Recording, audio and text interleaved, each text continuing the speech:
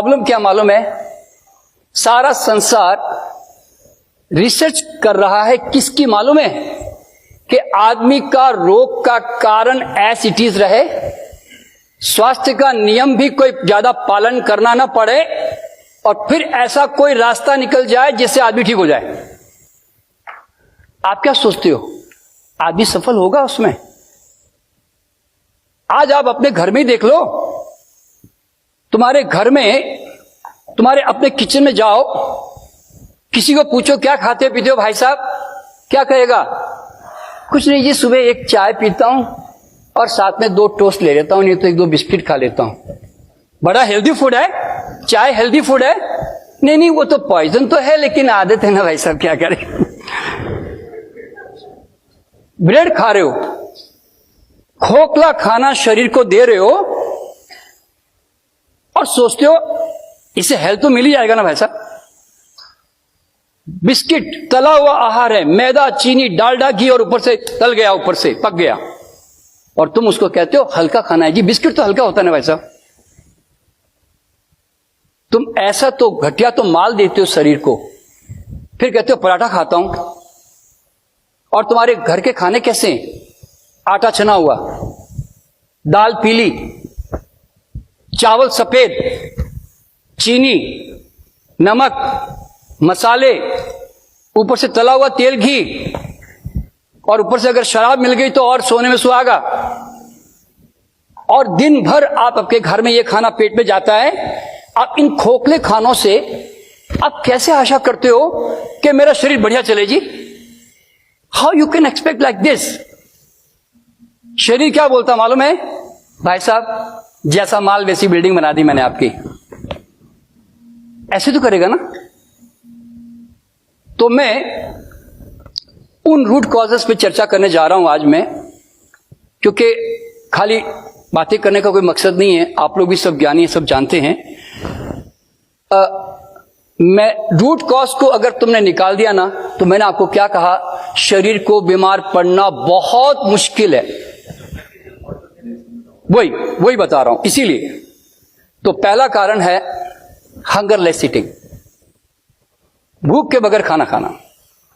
भूख शरीर की एक सिंपल सी फिजियोलॉजिकल लैंग्वेज है जो कहता है लाओ मैं खाना पचाने को तैयार हूं, और नहीं भूख का मतलब डालना मत, मैं तैयार नहीं हूं, मैं कहीं एंगेज्ड हूं।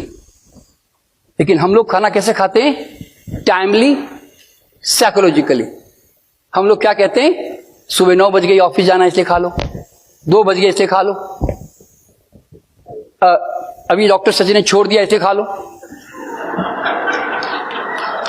शाम हो गई इसलिए खा लो, घर में आ गया इसलिए खा लो, आज मैंने खाया नहीं इसलिए खा लो, बेकार में जाएगा इसलिए खा लो, ज्यादा बन गया इसलिए खा लो, मुफ्त में मिल रहा है इसलिए खा लो।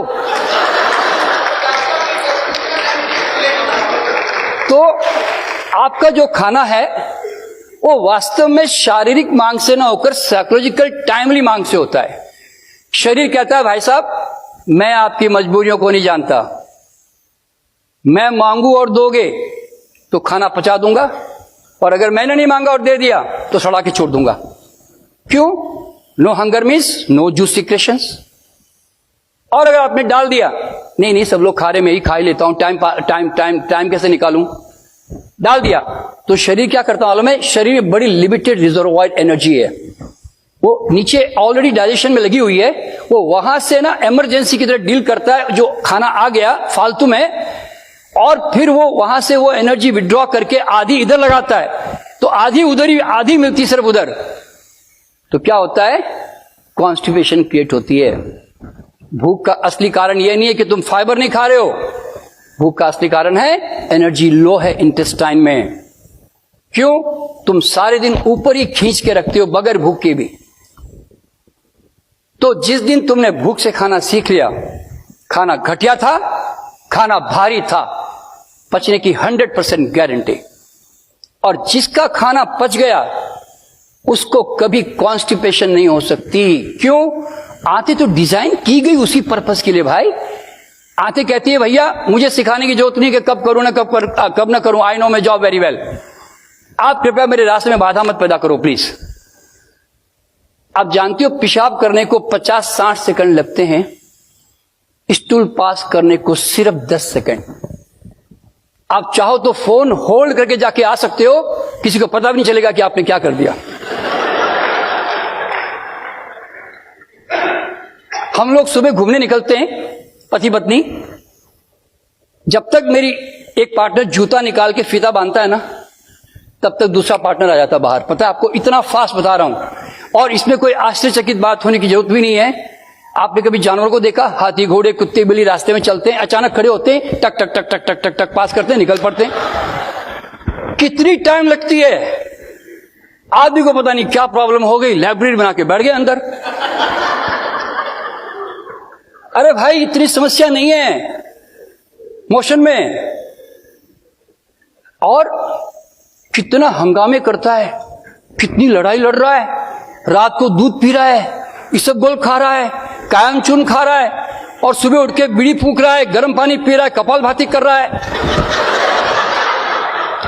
अच्छा हुआ भगवान ने किडनी अंदर कर दी, वरना पता नहीं पेशाब कैसे करता।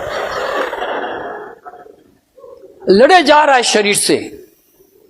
तो दोस्तों, जीवन फाइट नहीं है, फ्लो है, फ्लो। लड़ो मत जीवन से, इसके कानून के साथ जुड़ो।